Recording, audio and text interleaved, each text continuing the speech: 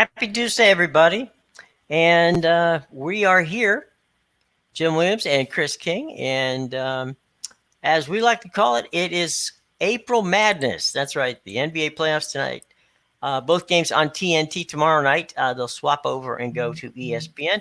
And the first Major League Baseball game of the week on Tuesday night is over on TBS. It starts at 9:30. It's the Padres and the Giants. So tonight, Turner Sports has the marquee shows, and it's the NBA playoffs starting, at 7 o'clock, followed over on TBS at 9:30 by the Padres and the Giants. So there you go.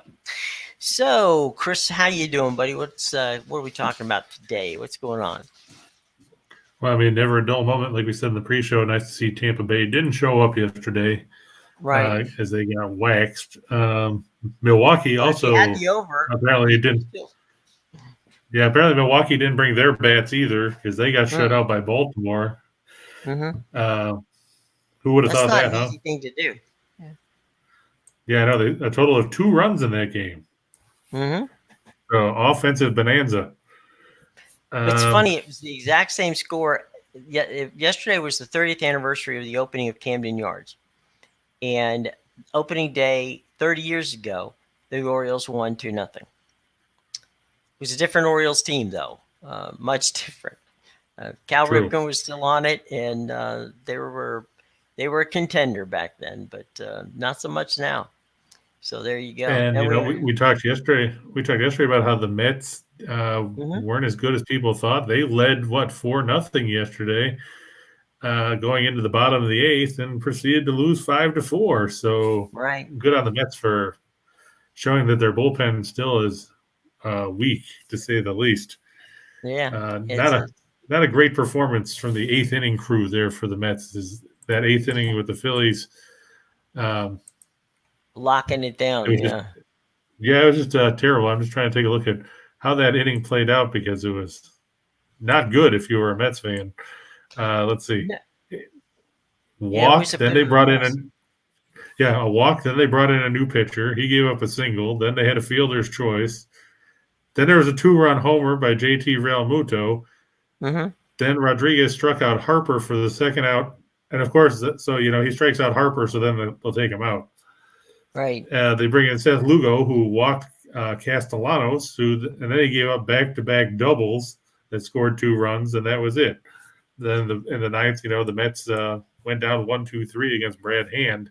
Right. So the Mets, not putting it all together in the early going. Like we said, they lost. Not locking it down. And the Nationals last night put up some big numbers against the Braves, and it was, again, we talked about this earlier, and that is, you really, you can't really tell what's going on in baseball the first couple weeks of the season. It just doesn't, it doesn't compute well.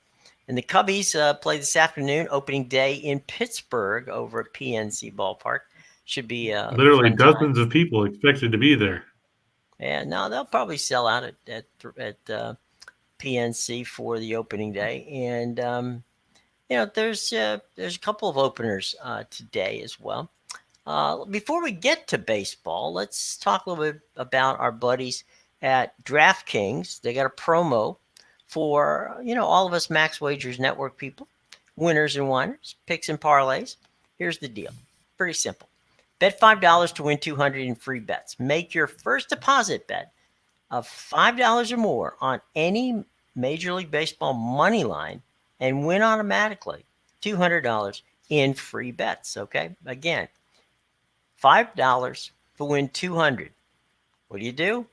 You make your first deposit, bet $5 or more on any MLB money line, and win $200 in free bets. But you got to use our promo code, okay?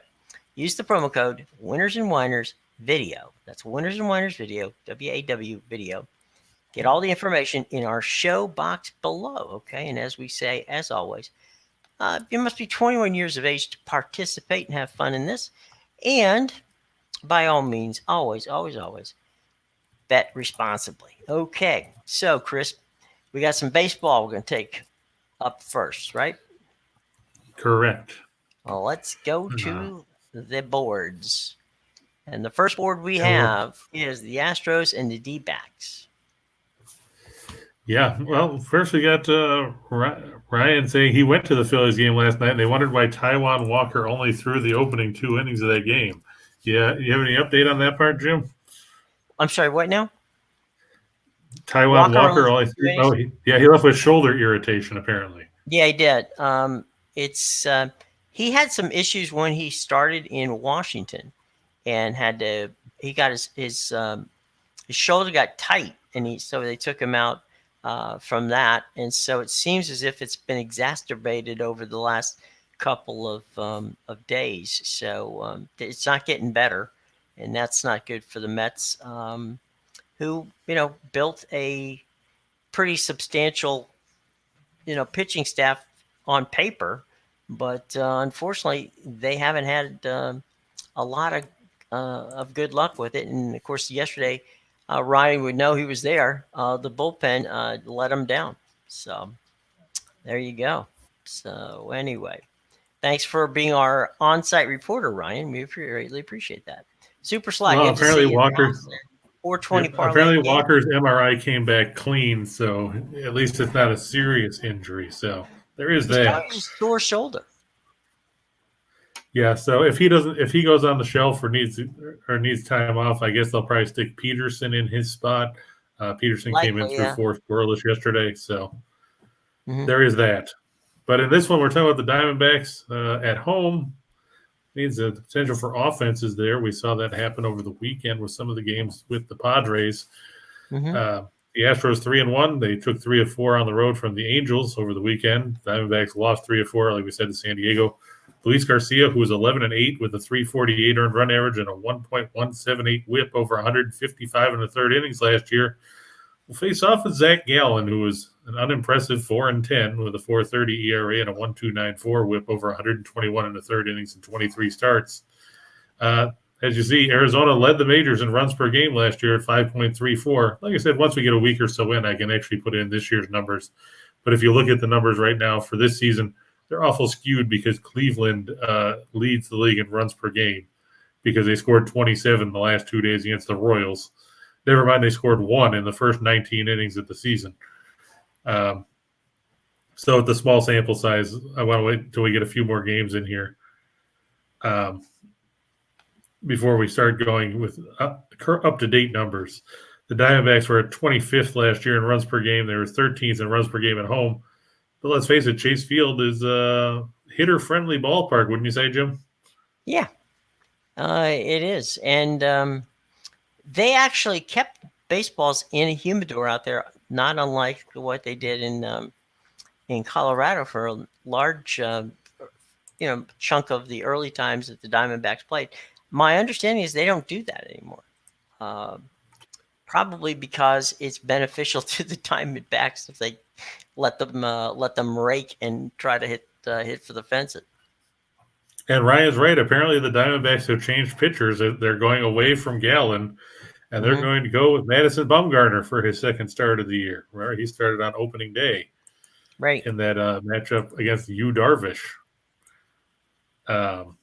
So, I guess why not? Bumgarner only threw 3 innings on opening day because he walked 4 guys in that game where the Diamondbacks rallied to win 4-2 by scoring 4 times in the ninth, which we talked about last week. Even with Bumgarner on the mound, I'm not 100% convinced that Arizona can shut down Houston's offense. And let's face it, Arizona's not a very good team. The Astros 4-1 in their last 5 interleague games against the teams with a losing record. 4-1 in their last 5 on the road. 12-4 in their last 16 against teams with winning percentage below 400. Arizona hates interleague games. Let's be honest. 1-10 in their last 11 interleague games at home. 0-6 in their last interleague games at home against a right-handed starter. It all adds up to rough numbers if you're a fan of the Snakes. 2 things I want to ask, Chris, to you and to our listeners out there, viewers out there. one, how much longer do you think Madison Bumgarner is going to actually be a legitimate threat as a starting pitcher? I mean, right now he's playing. He had a decent year last year, but not a great year. And this year, like you said, he threw 3 innings the other day and didn't really get much out of that. Um, is he on the back nine here? I mean, I think so. He's going to be 33 later this year. Mm-hmm. He hasn't won more than 9 games in a season since 2016, Right. which is concerning because you have to figure you're now talking 5 full seasons have gone, well, 4 if you count the COVID shortened 2020 campaign. But I mean, he made 17 starts in 2017. He made 21 starts in 2018. In 2019, that's his best year over the last 5 years. He made 34 starts, but he was just 9-9. Yeah. I mean, you're talking about a guy who won at least 13 games 6 straight years from 2011 to 2016. And in the last 5 years combined, he's won 27. Right. And The other. you're talking about, Go ahead. it's not a small sample size. You're talking about 107 starts, and he's got Right. 27 wins. Right. What about the other thing that's kind of disconcerting to me, and that is there's a lot of interleague play right off the bat, and I mean it's I guess I shouldn't be surprised, but it does. Having the Astros and the Diamondbacks play and the Dodgers playing against the Twins in Minnesota, it's just kind of a weird start to the season. And the Marlins playing out in Los Angeles, in Anaheim. Yeah, well, I'm not a fan of interleague play to begin with. I never was. I didn't like it back in the 90s. I don't like it now. I just think that was Bud Selig trying to say, hey, look, now you can see your favorite team come play in your hometown if they play in the other league once every 55 years, because that's basically all it boils down to. It's no different than, interconference play in the NFL where, you'll see like, the Panthers Every are 4 the years. closest team here. Yeah, so I'll see Buffalo. Well, I'll see Buffalo every 8 years in Charlotte because they have to rotate, or they'll be in Atlanta every 8 years. So it's like, who the hell cares? I mean, nobody's if you're a Cubs fan and you live in let's say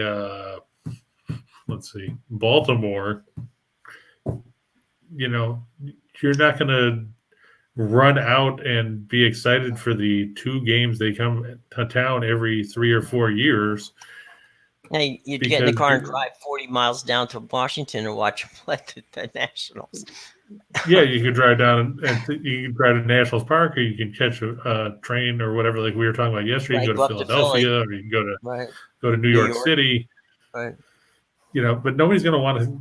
Nobody's excited about interleague play. It doesn't work in the center of the country. I mean, if you're a Cubs fan and in Cincinnati, that's good. But if you're a Cubs fan in Chicago, you have to travel to Cincinnati or Pittsburgh to watch them play. But well, I mean, you could always get tickets at Wrigley, True. Or true. So there's that and everything else. Have you ever watched them in Wrigley? Have you ever gone out over No, there? I haven't gotten out there yet. It's on my list of things to do. It's just a matter of I was at Safeco Field back in in 2001 when it opened. I saw the second game that they had there. Randy Johnson pitched for the Diamondbacks. Imagine that, another stupid interleague game. Wow.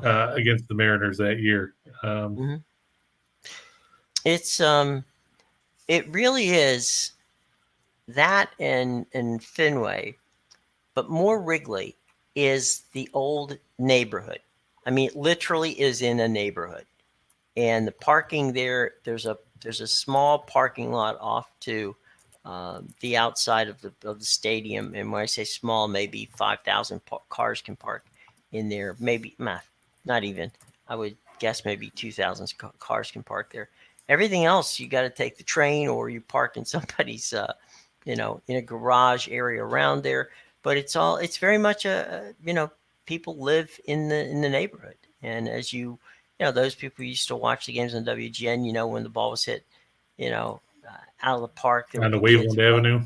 Yeah, on Waverland, people would run over and try to get the ball, and and then you had the seats, which are now actually seats that are for sale through the club. You actually can sit over on the.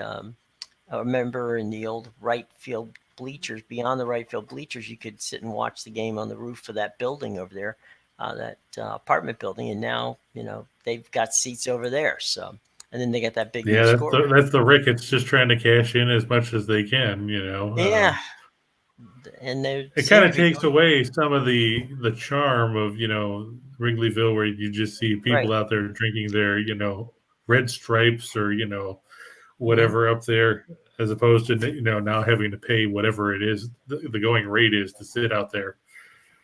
I will give credit to the Red Sox because John, they've done a really nice job of making that of keeping the ambiance of the of that neighborhood in and around um, Fenway Park very nice. I mean, yeah, they put the seats on the blue on the on the green monster, but that really didn't take away anything from the fan experience outside the park. And so yeah, I mean, they've been pretty good about that. So anyway, all right, from the Astros and the Diamondbacks, we move on to All right, we're going to move on to look at that, another stupid interleague game. bum Look at that. bum. It's Yes, the Dodgers and the Twinkies. yeah, just this is a matchup you definitely want to see, the Dodgers and the Twins. Yeah.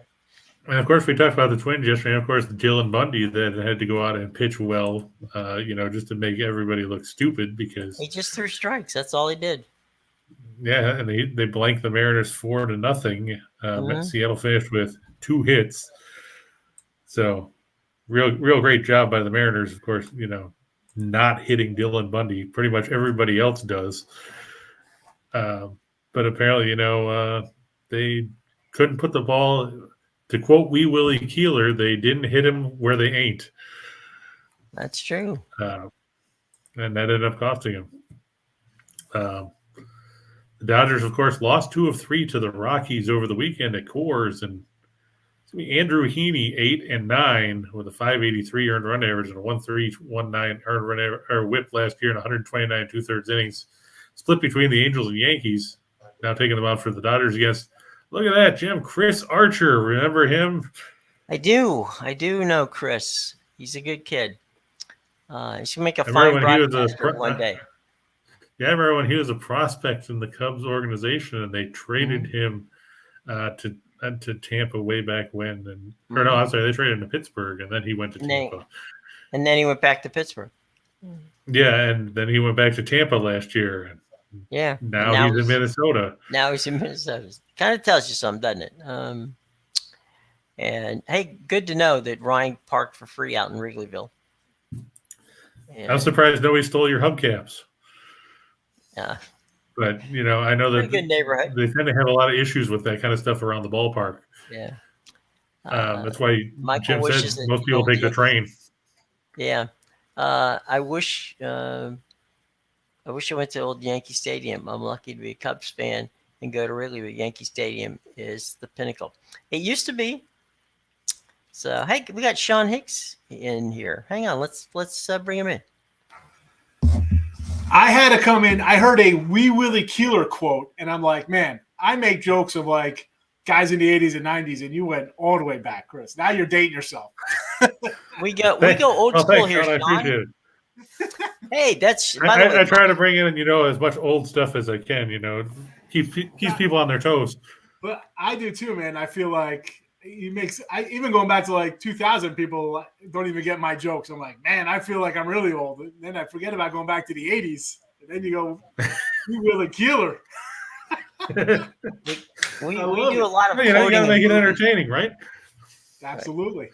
And Sean does a good job of making it entertaining every day at noon on the Max Wagers Network. I love watching his show, Midday Money, because he's a good guy. He's a fun guy, and we very much enjoy watching you, Sean. So good on you for the I- you work. know, that Now I see I- that pennant of the U back there, Sean. Let me ask you a question. The best quarterback to come out of the University of Miami was A. Vinny Testaverde, B. Bernie Kosar, C. Jim Kelly, or D. Gino Torretta. Come on, it's Jim Kelly #1. I'm not saying that because you got the Bills thing behind you. Although I wouldn't put Bernie too far behind him. Bernie was a pretty solid guy. He just didn't have the, they failed a couple times, Kosar in Cleveland, but he was a solid QB. But it's definitely got to be Kelly #1.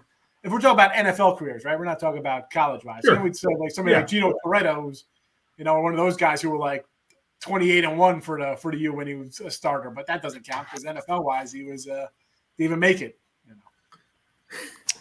I'll tell you how old I am, Sean. I did the Miami games when Jim Kelly was quarterbacking his senior year for WPLG down in Miami, Channel 10, and we did that. And then I got Bernie for a little while, and Bernie, of course, was in that game against Flutie in the game that the famous Hail Mary to Phelan. Harold Phelan, Yep. So, hey, we were talking a little bit about the Dodgers and the Twins. We were kind of lamenting the early games of interleague already. It was a little annoying to those of us who are old and set in our ways. We kind of like to see division play before we start watching the Dodgers and the Twins. Really, I don't like interleague one bit. I mean, I don't need another team. I think we should get rid of a team because the pitching, right? Nobody has enough pitching, so I don't think we should be expanding. I know they want to expand. It's money, but whatever. The interleague's got to go. You want interleague? Give it to me 2 weeks in August after the trade deadline when it doesn't really, not when it doesn't matter. Yeah, like don't give it to me to start the year. Like, who wants to see this game? Like, it takes away from the old man yells at cloud. It takes away from the All-Star game, and you see it all the time now. Have it every other year where it's a little juice to it, maybe. Right. You know what I'm saying? Like, who? I guess. Hey, I want to go see the Dodgers because they're awesome. They got a great lineup. I understand the whole, but really to start the season, Dodgers. That's what I said too. And let me ask you, Sean, do you like the DH or no? I don't mind that. I can live with the DH. I can live with that because one, they have how many interleague games you got a year? So, all right, if you're going to have all that, I think the DH, because it's just such an advantage for the American League teams. I mean, it's not even close. How many teams have Dodger lineups or Philly lineups that are that deep with a bunch of offensive guys? True. So if you're going to throw out interleague games every other week, make it even. That's fine. I don't mind that. I like having an extra guy on the bench. You want to extend the bench a little. Fine. Yeah, I understand. You get the extra guy out there. It's a guaranteed salary, stuff like that. But I like that basically because one, I'm a Yankee guy, so my team always falls apart. Like, I shouldn't say my team. Any team you like, you got injured. Every team's like, oh my goodness, you don't know. It's like my team's always injured. So an extra guy always helps. But yeah, interleague, not loving it. Dodgers, Minnesota. I mean, come on. What are we doing here? What are we doing here in April? Yeah, this is one of those games where, like, my brother would say, I wouldn't even waste free Wi-Fi to watch this game on TV. And I love baseball. It's my favorite sport. I love it. I can't even watch. I don't even watch these games. Like, all right, the Tigers, I was on my other computer. I was watching that early game. But like this game, I'm not going to want to watch. I mean, all right, I got a Sanchez RBI prop here. So maybe I'll tune in a little bit. But, I'm not a big interleague guy. Not at all. I'm not either. I've never liked it. I didn't like it when they started it. I don't like it now. I just blame Bud Selig for that. Please, the whole. I blame Bud Selig for a lot of things. Yeah, I'm going to take my team to the National League because I think it'll be better over there. I mean, now. Yeah, that too. The old 2-division thing, I get it. I mean, look at that now. How many teams wouldn't have made the playoffs? Like, who won World Series? Is that even a word? World Series is. But we'll let it go. Why not? We'll let it go. Yeah, sure. Why not? If I could still do. If you want to do 2 divisions and 6 teams, take like the 2 and then a couple the teams behind them, make it a 4-teamer. Okay, but where are we at now? How many teams are going to add? This is going to turn into like the NBA where you got 16 teams in half the league in the playoffs. And that's good for me. Yeah, I know. Because you know what? I'll take a flyer on like the Tigers or the Marlins or Seattle to win a division or make the playoffs at plus money. Ken Dorsey or Steve Walsh, it's Dorsey. I mean, the Dorsey teams, just because, again, Michael, if you're talking about his teams are winning. Better.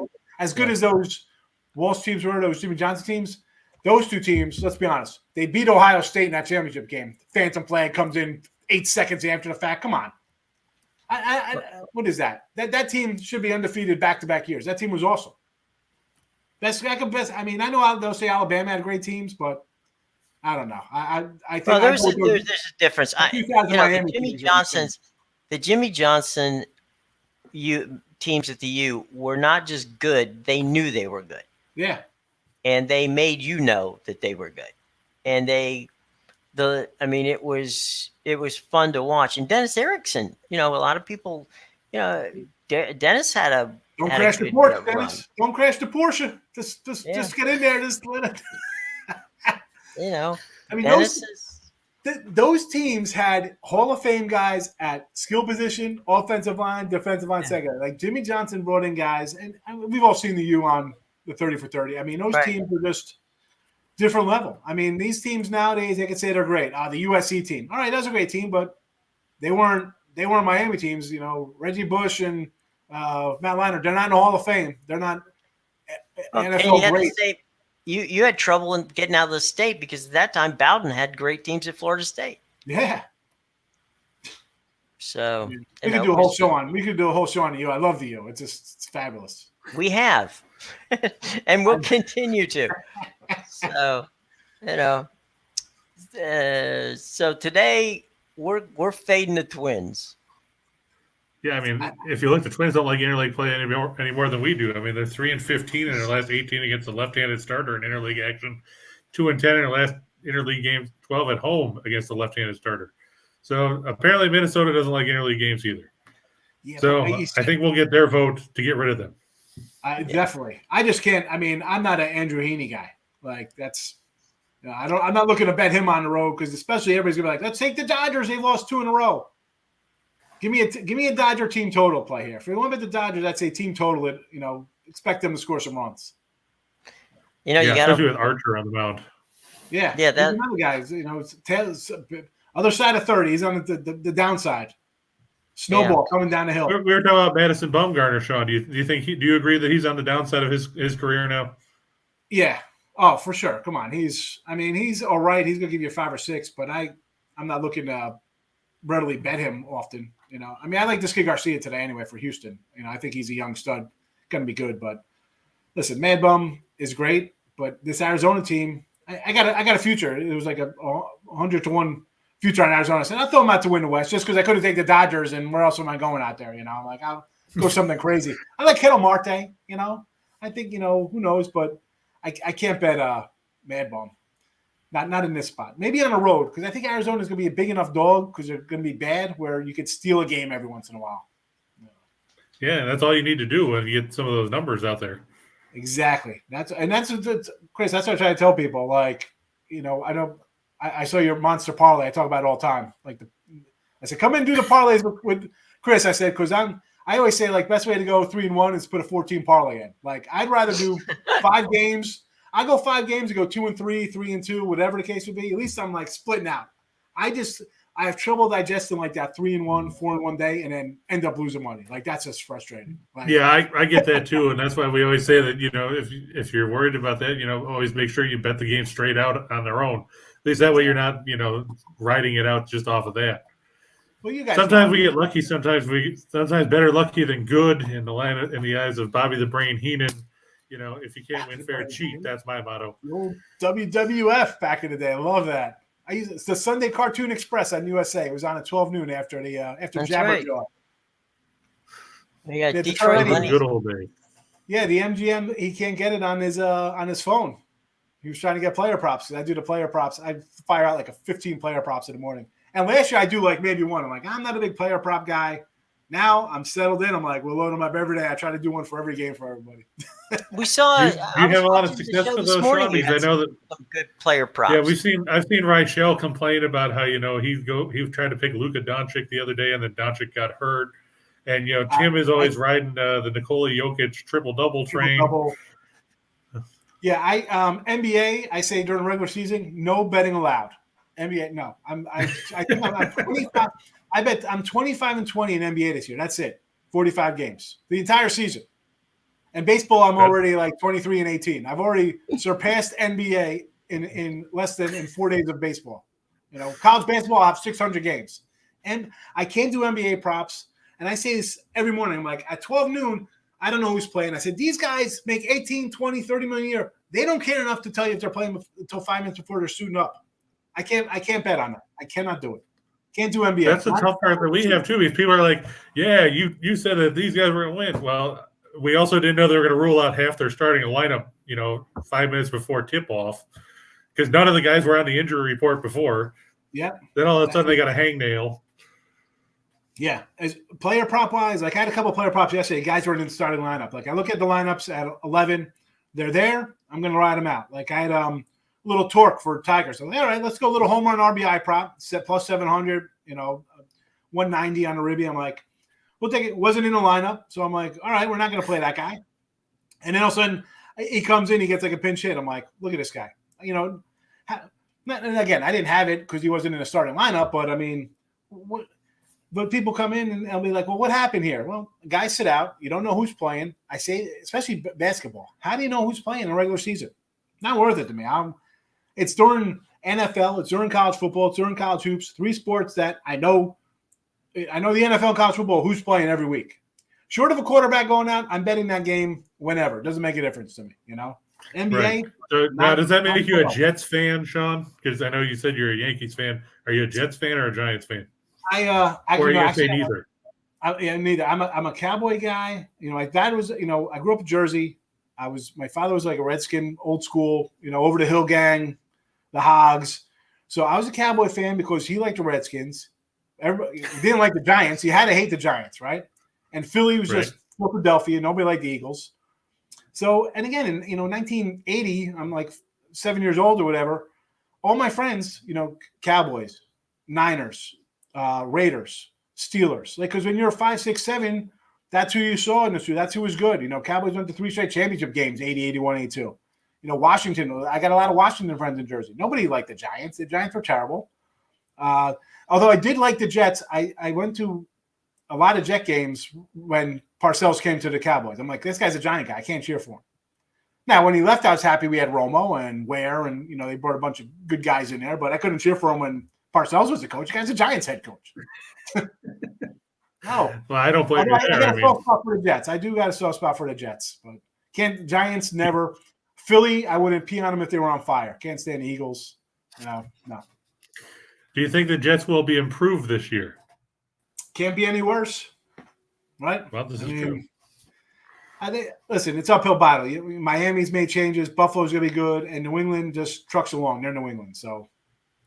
Yeah, I'm still waiting for New England to crater, but, good luck with that. At least I can take solace in the 47-17 win in the playoffs last year.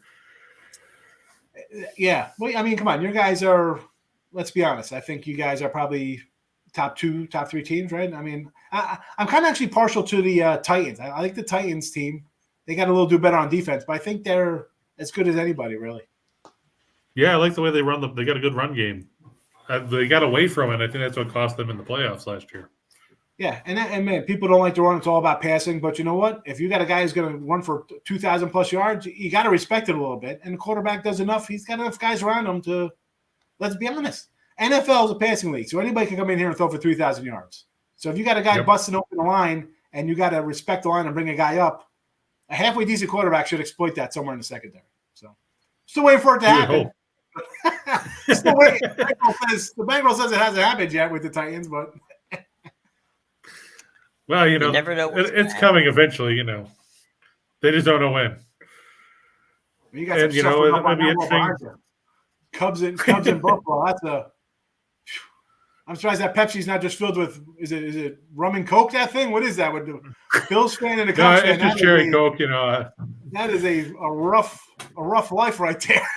Well, I'm also a Leafs fan, and they haven't won since '67. So I mean, at least at least I'm consistent.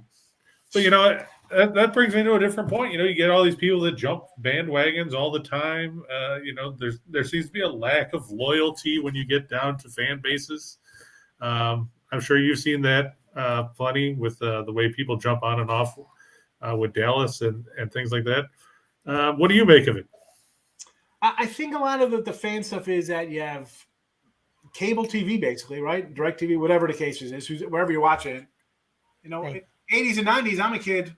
I wanted to watch a game. I had to go to a bar. Somewhere had to have a satellite dish to turn in CBS West. I mean, Jim would right? Remember CBS West? I remember at the restaurant I was at, we got to turn on CBS 2 West to watch like the Raider game or something. Like you had a big giant satellite on top of a restaurant.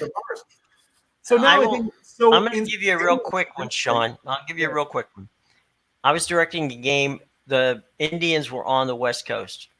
I was doing a game. The night before we were in Seattle at the Old Dome. We're about to go on the air, and so I'm calling control, and I'm saying, "Do you see we always put up a shot, an establishment shot." And I said, "Do you see the flagpole?" And the guy goes, "No, I don't see the flagpole." He goes, "All I see is the same dome that was there last night." I go, "We're in Anaheim, okay? We're not there. You're looking at a different game. That game's not going to start for another few minutes. You better get this thing fixed." Meanwhile, the AD accidentally turns off the phone. So now I lost communications to the network. So I'm like, "Get me the phone, dial that phone number back now." So the guy dials the phone number back. I've got like a headset like this on, and I'm screaming at this guy, "Do you see the flagpole?" And the guy goes, "No, I don't." I said, "How is it possible you don't see the flagpole? We're literally shooting the flagpole. You can't see it." He goes, "No, I can't." And I realized after about 2 minutes that the guy I'm talking to is not the guy at Master Control. It's some phone number in New York we got. It's just some poor guy out on Long Island that's getting ragged on by me screaming, "Why can't you see my flagpole?" So yeah, there was also days when we had to share satellites. So when one game went off during a break, you would literally change from one satellite to the other satellite, so you would be able to still be on the air. So nowadays everything's fiber, and they can do games. The Big Ten Network and the Big 12 Network, Pac-12 Network do their games all from Chicago and from San Francisco. It's crazy. There's something about the old video and watching stuff and the I graphic. don't know. I get nostalgic, I'm going to pull out one thing for Sean, though, and take a picture and send it to you. And that's my sports phone microphone. Yes. We talked about that yesterday, so I'm going to do that for you. And all these people are going, we didn't come here to listen to, three guys yak about that. So let's go to what do we got? We're going to the ice, right, Chris? Yep. I don't know how much you follow the ice, Sean. Again, a little bit. I'm 8 games under 500 on the ice this year. So then not the best on the ice. Actually 10 games, 64 and 74. But in the video, I'm 51 and 41. So the video, there you go. Making money. So no, we're just touting that. Well, we'll just overlook that other one. That other number didn't count. But you know what, though, Chris? These people nowadays, they think everybody's hitting 90%. So I'm like, yeah, you can come in, you can catch a loss with me. I'm real life here. It's not. Well, yeah, I mean, that's what we say all the time. We don't win every one that we put up there. I mean, you see all these people that talk about how they win player props when their player props is like Joe Blow over 2.5 rebounds, and they're like, everybody's like, "Yeah, you're great because Joe Blow got 3 rebounds." It's like, wow, 2.5 rebounds. I can get that standing there. Yeah, and it was like, and you're minus 750. Like this game. Yeah. I had to take. I like the Panthers with. To be fair, I like the Panthers with the puck line.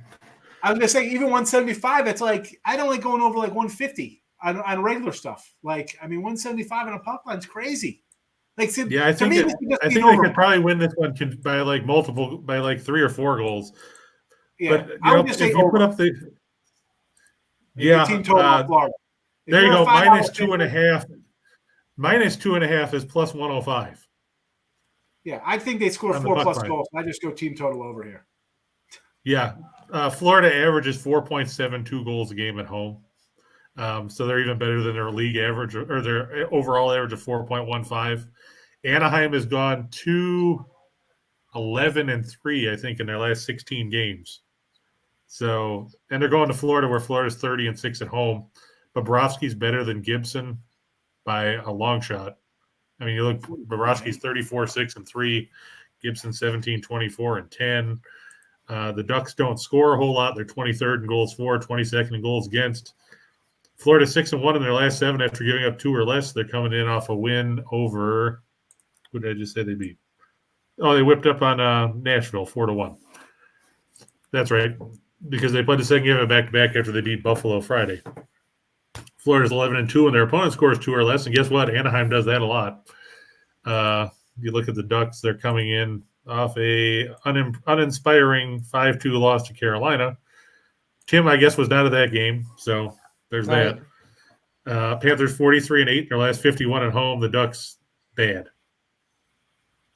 10-45 in their last 55 against teams with a winning record. 1-5 in their last 6 against the East. 0-7 in their last 7 on one-day rest.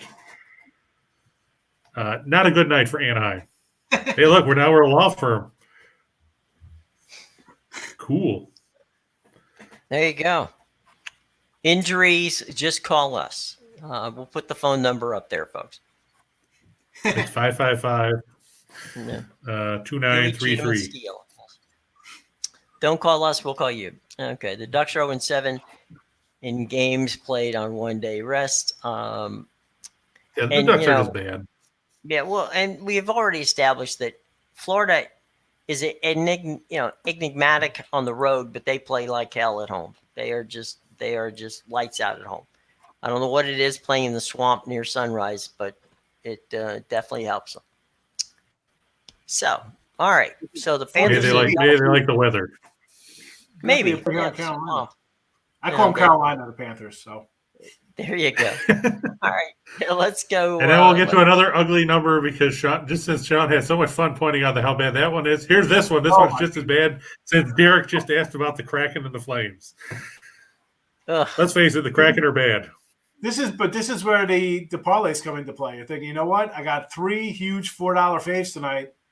Mix them up. Go for it, Exactly. They all can win. Basically, right? Yeah, I mean, you would think they would. I mean, you look at the way these teams have played. Seattle's been horrible.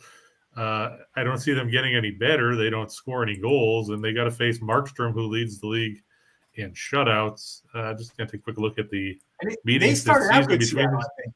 Seattle started good. And it's like Vegas all over again, Seattle. I think they won like the first 2 or 3 games, and then it was falling off a cliff.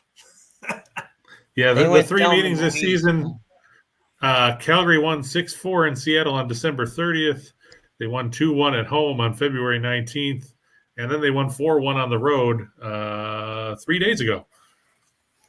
So, in case you're scoring at home, that means the Kraken have scored 6 goals in 3 games and given up 12. Not a good night for Philippe Grubauer, who, Jim, we know we've been beating on him a lot because they've been he's been bad. I think I look at the under here. Tough year. Yeah, I mean, that's a safe bet too. I think it's at, let me see what they've got it is. It's 6.5. It's at 6 now. It was 6.5 earlier. So I think some of the people are jumping on that train too, because like you said, Sean, Seattle doesn't score much, and 2 of the 3 meetings have gone under the total. So that's a safe lean as well. But yeah, like you said, with the way parlays work, if you jump on some of these bigger ones, they tend to pan out for you because it's probably the only time that people would jump on some of these numbers because nobody wants to make a straight bet where you're laying that much juice. Yeah. But when you're in the parlay game, you don't, you kind of it doesn't sting as much. No, why would it? It's basically even money you're throwing out there. Whether $100, $50, $10, $1,000, it's like it's only one shot. You're going to take it for laying $4 on 3 different teams. Here's a baseball one that I'll throw out to Mr. Higgs and Mr. King. Gentlemen, any thoughts on this game?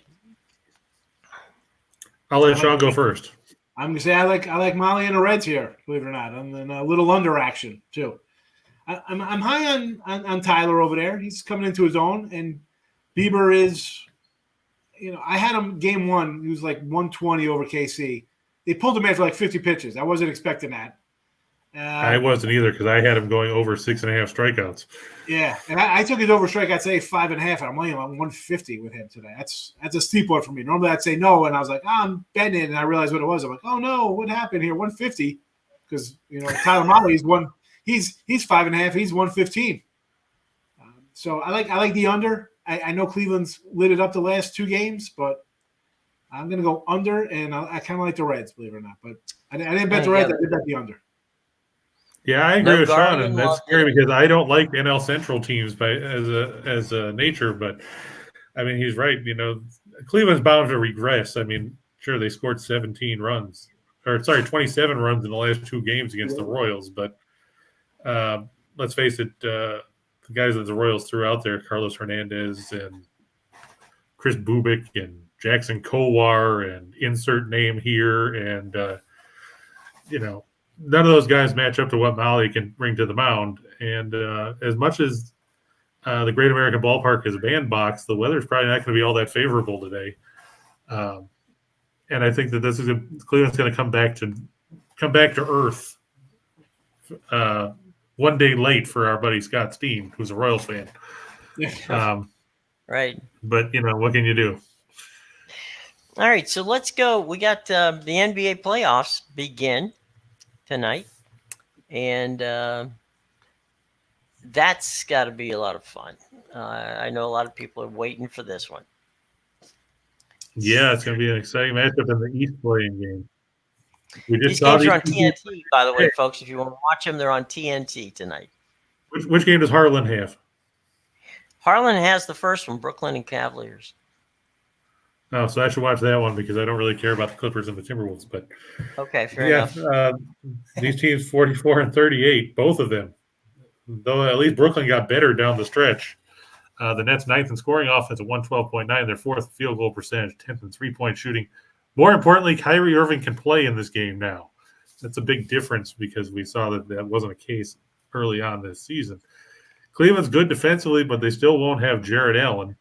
That's been a big blow for them because, they haven't had Allen. They didn't have Mobley for a bit. He finally came back last week. You look at Cleveland, they stumbled down the stretch. They lost 7 of their last 10. And one of those wins was they beat the Bucks the other day when Milwaukee rested pretty much everybody but the water boy. They lost to the Nets on Friday night, 118-107 in this building in the Barclays Center.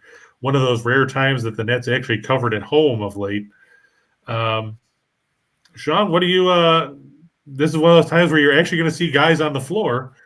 And this is in your backyard, kind of. What do you make of the Nets and the Cavs? I got the Nets the other day at 7.5 and again at 8. So I'm ahead in the number here. And yeah, everyone's talking about the Nets and their record, like 2-20 kind of ATS run. You're gonna play a premium with the Nets, and again, this team, a lot of hype through the year. They're never playing together, right? They traded Harden. Listen, all three of those guys played. They were 14-2 when all three of them were on the court. They were great. The problem was that Kyrie couldn't play this year. Last year, everybody's injured.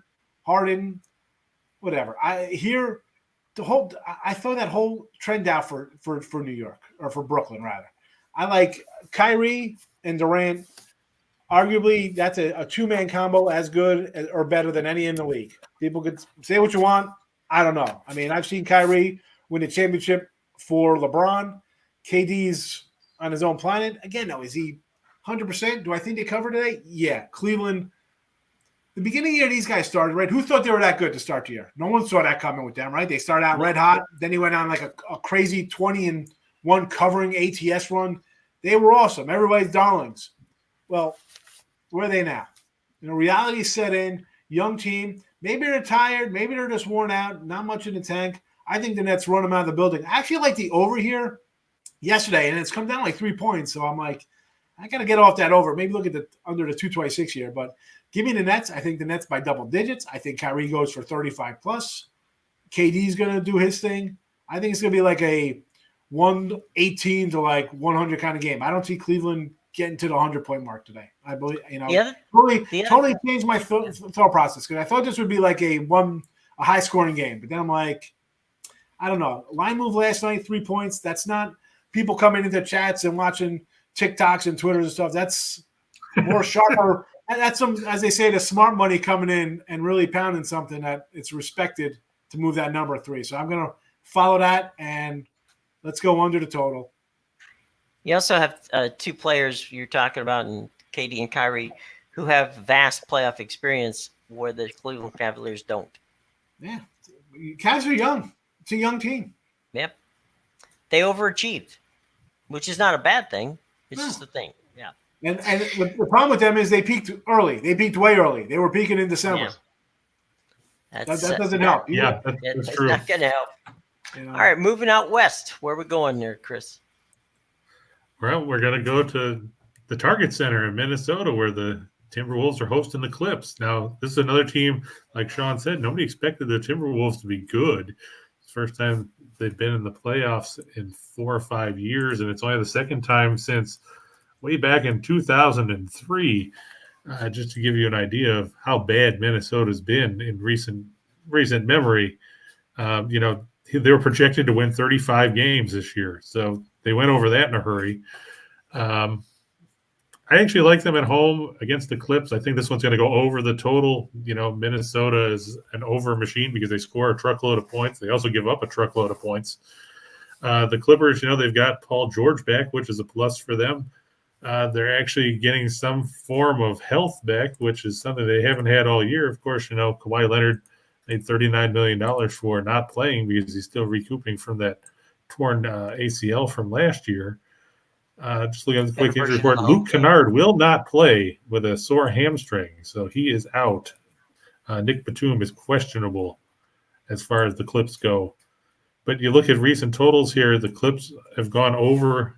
The over's 4-0-2 in their last 6 as an underdog, 4-0-1 in their last 5 as a home or a road underdog. Minnesota's gone over in each of their last 5 on 1 day of rest, each of their last 5 on Tuesday, which doesn't really make a whole lot of sense, but it's also gone over in 8 of the last 9 meetings at the Target Center. When you get right down to it, though, I think Minnesota being a little bit healthier in this case, and, they won the last matchup. The Clippers won their 3 meetings in the season series in November. So, that was, 5 months ago when Anthony Edwards was still feeling his way out, and Towns was, rusty, and D'Angelo Russell, I don't even know if he played half the time. Minnesota's 5-2-1 against the spread in their last 8 at home against teams with a losing road record. The Clippers 2-6 against the spread in their last 8 as an underdog, 1-4 in their last 5 as a road underdog, 1-4 in their last 5 on the road against teams with a home winning percentage better than .600. Let's face it, the Clips don't like the road. Of course, they didn't really like the Crypto Dome either. But hey, they're better than the Lakers, so they're here, right? That's something. That's right. The best team in the building are the Kings. So, all right. Before we get to now, Sean, we're going to get to the fun part here in just a second. But before we do, the wheels of commerce must turn. So let's speak about our buddies at Caesar Sportsbook. And Caesar Sportsbook is giving you $1,100 first bet insurance. Place a first-time wager of up to $1,100 and get it back in the form of a free bet if you happen to lose. Okay? So you can't lose. Take a shot. All right? Okay, but that only works if you do one thing. And that one thing is this. Use the promo code. Okay? Use the promo code. Oh. Which is ATS Windsor. You froze up there, Jim. Easy, rolls right off the tongue. It rolls right off the tongue, right in the show box below. Okay, so all the cool stuff is in the show box below. Remember, you got to be 21 years of age to participate, and always, as we say here, always bet responsibly. All right, so now we're gonna have some fun with our parlays. 2 for the money, 4 for the show, and what we like to call, Sean, the Chinese menu. Let's begin with 2 for the money. Yeah, I'm going to put those 2 hockey games that we talked about earlier in one parlay. I just think that, the Flames and the Panthers should beat the crap out of the Kraken and the Ducks. Those are 2 teams going nowhere, facing 2 division leaders. I just don't think that anything's going to pan out of that. I'm going to lean towards the Dodgers over the Twins. I just don't trust Chris Archer any more than I can throw him. The Twins haven't been all that impressive offensively in the first week of the season. The Dodgers theoretically should be better offensively than what we saw. I know they struggled in Colorado.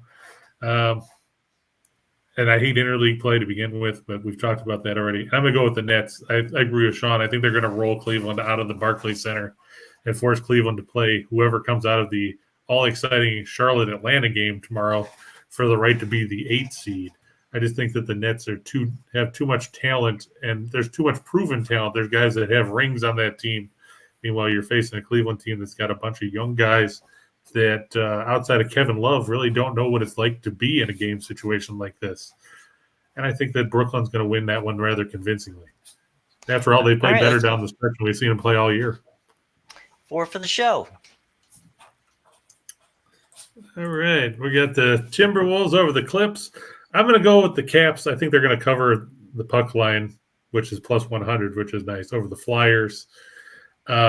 I'm looking for Tampa Bay to bounce back tonight, even though it's supposed to be. Jim, do you know anything about Tommy Romero? Or Sean, do you know anything about Tommy Romero? That's who's starting for Tampa Bay tonight. He's the guy that they've been very high on in their minor league system for quite a while. So they're. Who was that? A Swiss? But somebody else was listed this morning.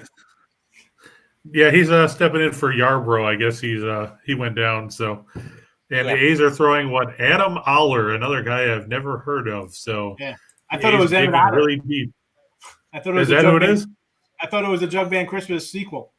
Adam Aller. Right. The line didn't even move. Frosty the Snowman. Yes. They pulled a whole different picture, and the line still didn't move off $2. Unbelievable. Apparently they don't have any faith in Oakland, even though they scored 13 runs yesterday. I guess they figured they used their quota for the week. Basically. And we talked about it originally, like you said, Sean, Garcia going for the Astros against now Madison Bumgarner. Originally, when I wrote the slide up, it was still Zach Gallen. You look for the Astros to pick up the win there, in your opinion? I got him already. I got him last night at a plus 109 on the run line, believe it or not. Wow, so that's even better. Yeah, so there you go. I fire early. Sometimes I get a good number. Sometimes, it goes the other way. But I'm short of a pitching change where it gets scratched. It's I stay with it. This one I'm staying with my Astros. I'm not moving it. Okay, boys and girls, this is it. Works this for me. Is what we like to call our Chinese menu, shot in the dark. And you can mix and match anything here, whatever you like. We got on Friday, we got 9 out of these. Right. So because of the Wizards. Yeah, sorry about the Wizards. Who fortunately aren't playing anymore this season, so I don't have to worry about them screwing anything up. Yeah. They're playing golf. But I like the Marlins over the Angels. It's supposed to be God knows something could change by the time we get there. I'm just trying to double check and make sure of who they've got listed now to pitch, because who knows? Could be Richard Nixon at this point. There's Luzardo and Sandoval. I bet the Marlins last night. I got Luzardo. Yep, Luzardo and Sandoval. Good. So that didn't change. Sandoval was supposed to pitch Friday, and then they pushed him back and started Reed Detmers against the Astros instead. I think Luzardo's got better stuff. I think that the Marlins are probably a little undervalued here. I think that they can bounce back from yesterday's 6-2 beating and take care of the Angels in this one. The Padres, it's Yu Darvish against Alex Cobb. I remember when Alex Cobb was good back in, 2012? 2011? Yeah. Well, Tampa Bay guy. Before he started getting hurt, like every other start. This is the game of the week, by the way, on TBS tonight at 9:30, the Padres and Giants.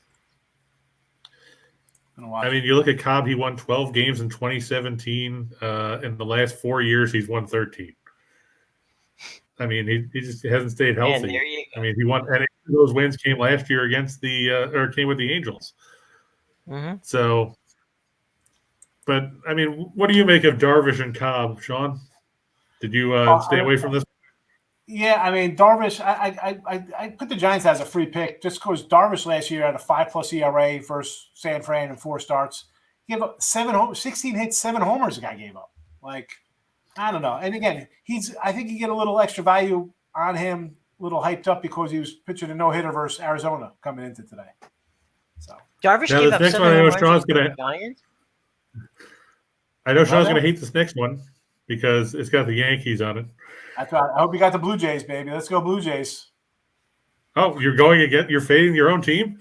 I'll always fade the Yankees. Always overinflated. I got the Yankee under 91.5 for the year. I'm not. The Wow. Yankees are a team. Yeah, I mean, I like them. I like money better than I like teams. You know. Yankees. I can respect that. Yeah.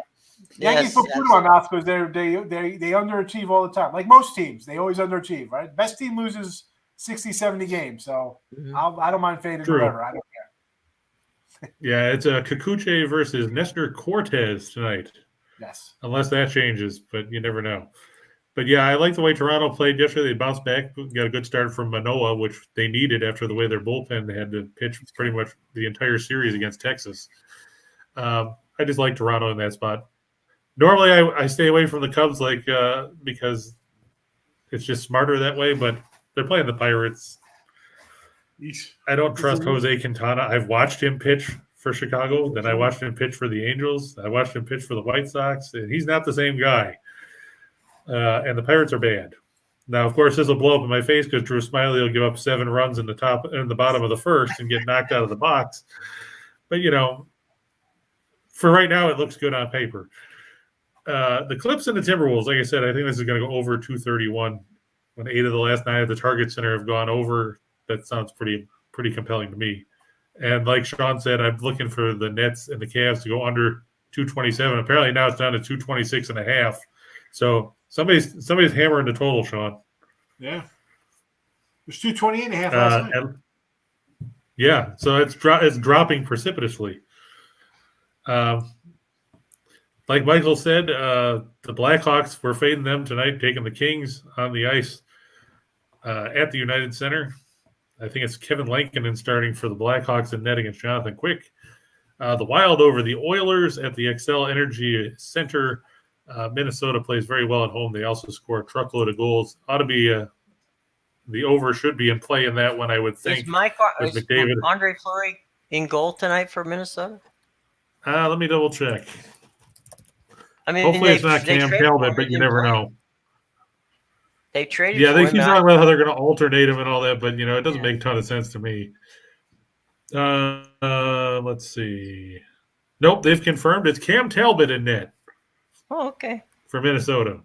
All right. Yeah, because that's brilliant. Trade for a guy that's got Stanley Cup rings and start a guy that was a lousy backup for the Rangers. Yeah.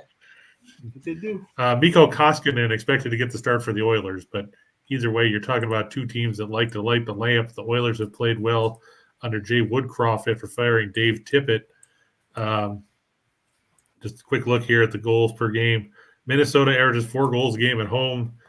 They average 363 on the season. The Oilers average 3.44. Average totals for those teams: Oilers 6.58 goals a game. The Wild 6.7. I could see this being over 6.5. Last meeting, Wild 7, Oilers 3 in February. 3 of the last 4 have gone over the number. Then we got the Devils and the Coyotes in the game that nobody's going to watch because even if on ESPN3, it'd be a waste of ESPN3. There's other games you could watch. But, somebody's got to win this game because they don't let you have ties anymore. Sean, do you have anything good to say about either one of those teams? I would take Arizona. 155 looks – because Arizona's competitive sometimes. As bad as they are, they come in and steal a win every once in a while. So, I can't lay 155 with bad teams. So, as bad as Arizona is, I can't lay with the Devils, though. It's a 1-800 number play. That's how I wouldn't even look at something crazy like that. That's like the Cubs and Pirates. Like, I can't get involved with like a team like the Pirates. Like, they could come out and screw you. Like you said, would you be shocked if they shell Smiley today? No, I can't. Like the Devils. I only 155 with the Devils. Yeesh. And Michael says that Sean Higgs in net for the Blackhawks would be better than Kevin Lankinen. I'd fill those pipes, baby. 6'1", 275 with pads on me. Nothing's getting by. Nothing's getting by. I fill that thing up. That's the butterfly. And he said, put the Devils and Coyotes on the Ocho. I love the Ocho. And I'm going to go with the Ottawa Senators, much to the chagrin of Detroit Lenny, over the Red Wings. The Sens beat the Wings twice last week.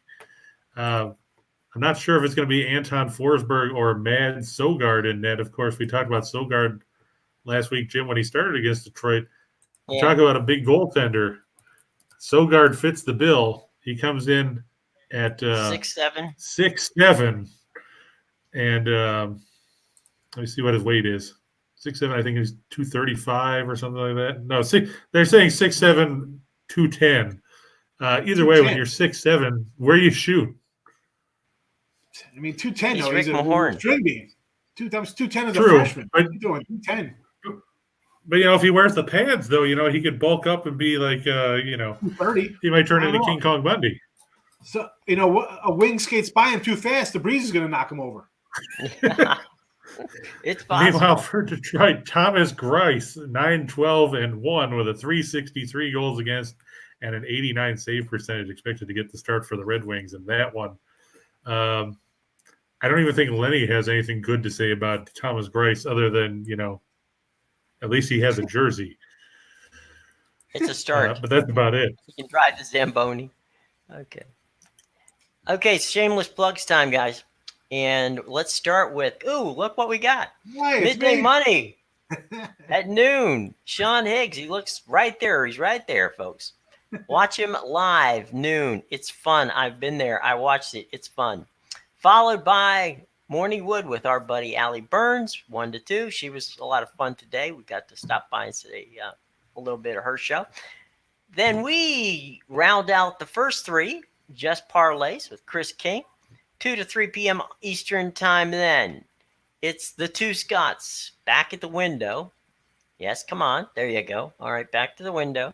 3 to 4, and then game time decisions with Nick, Tim, and Lenny close out 6 hours of very interesting programming. Where else are you going to find it? And nowhere else except for Max Wagers Network, and that's the team, folks. So we need Scott Hansen to go 6 hours of commercial-free broadcasting. Yeah, you get what you pay for, boys. It's not commercial-free. We got wonderful sponsors.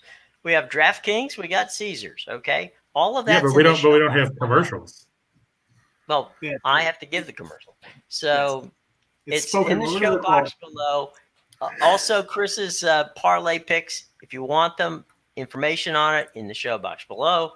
You want to get the free baseball guide, which is 100 pages. That's also in the show box below. All that information in the show box below.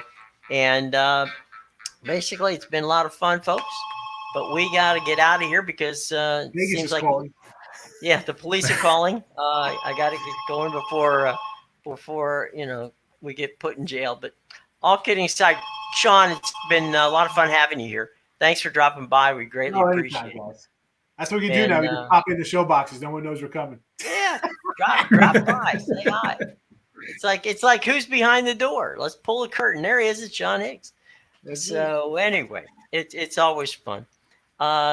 Everybody have a nice time tonight. We got NBA action. We got NHL action. We got Major League Baseball. We got a little bit of everything. So enjoy yourself. And no more questions. We have any questions before we get out of here? Michael said that was him calling because he's looking for law advice. Yeah, it's probably somebody who got in a car accident. They want to get in touch with us. I'll pass it on to the boys. We'll definitely take care of them. But Chris, you see any last questions out there from the class before we leave? No, I mean they asked about the Clippers game, but we talked about that one. We got that one. All right, boys and girls, thanks very much for coming by. We greatly appreciate it. We shall be back here at 2:00 tomorrow, but at noon, the man below here, that guy, Sean Higgs, got to watch him at noon. And watch Allie at 1, and then come see us at 2, Scott and Scott at 3. And then Lenny and the gang at 5. Okay, so that should take care of your day tomorrow, and it should take care of your day today. All right, everybody, have a great day. We shall see you come tomorrow at 2 o'clock right here on the Max Wagers Network as soon as now.